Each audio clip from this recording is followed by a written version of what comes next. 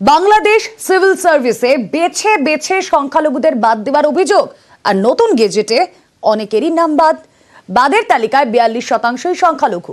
আর এই নিয়ে জোর বিতর্ক, চাপে পড়ে প্রেস সচিবকে আসরে নামালো ইউনূস সরকার।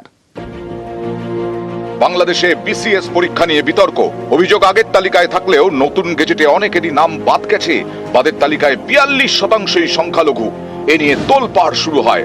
চাপে পড়ে এবার আসরে নামতে হলো ইউনূস সরকারের প্রেস সচিবকে। আপনি যদি সেবা নিশ্চিত করতে চান, অবশ্যই সব ব্যক্তিকে, যোগ্য ব্যক্তিকে যোগ্য জায়গায় দিতে হবে। সেক্টর থেকে অনভিজ্ঞ, অদক্ষ নীতি নির্ধারকের পরিবর্তে অভিজ্ঞ এবং দক্ষ নীতি নির্ধারকের সেবা নিশ্চিত করতে হবে, যেন তিনি আইন কানুন জানেন, তার সেক্টর সম্পর্কে জানেন। পাল্টা অনেকেরই প্রশ্ন, যাদের নাম বাদ গেছে তাদের অনেকেরই নাম আগের গেজেটে উঠেছিল কিভাবে? বাদের তালিকায় কিভাবে 42%ই সংখ্যালঘু? বেছে বেছে কি তাহলে সংখ্যালঘুদেরই টার্গেট করা হয়েছে, যাতে সংখ্যালঘু মুক্ত প্রশাসন তৈরি করা যায়? এই বিতর্কের সূত্রপাত ডিসেম্বরের শেষ দিকে। 18ই অক্টোবরের পর 30শে ডিসেম্বর নতুন করে প্রকাশ পায় বিসিএস পরীক্ষার গেজেট। নতুন গেজেটে 168 জনের নাম বাদ যায়। অভিযোগ, বিসিএস এর ফলাফলের গেজেট থেকে বাদ পড়া 168 জনের মধ্যে 71 জনই সংখ্যালঘু, অর্থাৎ বাদ পড়ার তালিকায় 42%ই সংখ্যালঘু।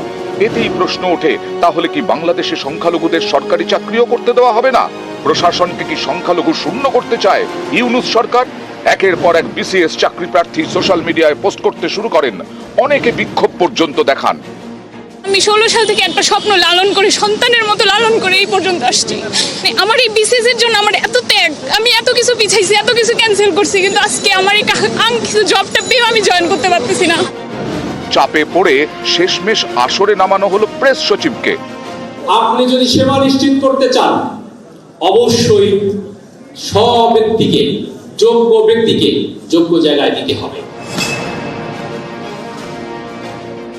ইউনূস জামানায় বারবার প্রশ্নের মুখে বাংলাদেশের সংখ্যালঘুদের নিরাপত্তা এবং মানবাধিকার। চরমে উঠেছে ভারত বিদ্বেষও। ওপার থেকে একের পর এক হাস্যকর সব হুমকি। এবার হাস্যকর হুমকি এক ধর্মীয় নেতার। ভারত যদি বাংলাদেশে আধিপত্যবাদ বিস্তার করতে চায়, বাংলাদেশের 18 কোটি জনগণ সেটা রুখে দেবে। ভারত যদি গৌর গোবিন্দের ভূমিকায় নামতে চায়, দেশের 18 কোটি মুসলমান শাহজালালের ভূমিকায় নামবে।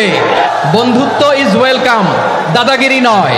একটা প্রতিবেশী দেশ আছে, আমরা আমাদের দেশ নিয়ে যত ভাবি, তারা তার চেয়ে বেশি ভাবে। ভারতের অনেকগুলো গণমাধ্যম ডিস ইনফরমেশন শেয়ার করেছে। আমাদের প্রতিবেশী দেশকে বলতে চাই, আমাদের দেশ নিয়ে আপনাদের ভাবার দরকার নাই, নিজের চরকায় তেল দেন, আপনারাও শান্তিতে থাকেন, আমাদেরকেও শান্তিতে থাকতে দেন। প্রতিবেশী যদি বন্ধু না হয়ে প্রভু হতে চায়, এরকম দানব প্রতিবেশী কেউ চায় না। নিউজ 18 বাংলা।